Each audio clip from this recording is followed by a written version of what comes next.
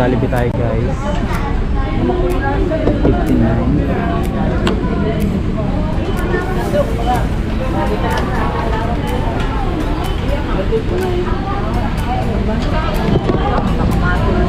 Ha? Biglang selling. Tagal eh.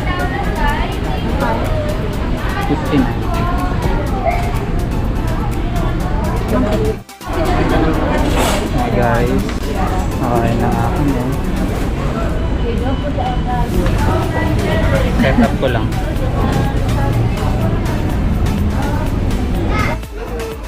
Sinimulan na nga namin kumain dito.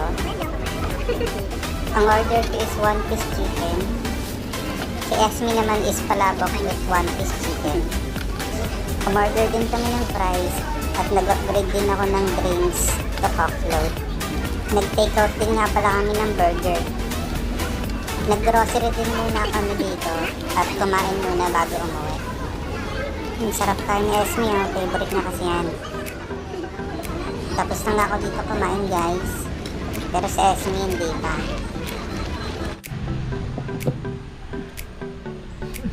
Hello guys. Guys!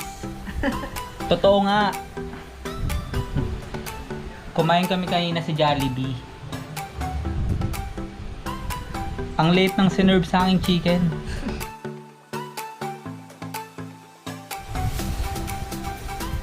Pero di ko na pinapalitan guys. Ang dami kasing customer. Ayun, nagmahal na nga sila ng price pero may mga siniserve pa rin sila ng maliliit na chicken. Di ko alam kung alam ba nila yon o hindi, pero parang gusto pa nila hintayin muna yung mga customer na mapansin yung chicken na maliit bago mag-react.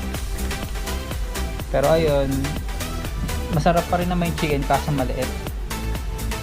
Parang di deserve din sa amount niya ngayon. Ano? 109 pesos 1 piece chicken. Jollibee! Ano na?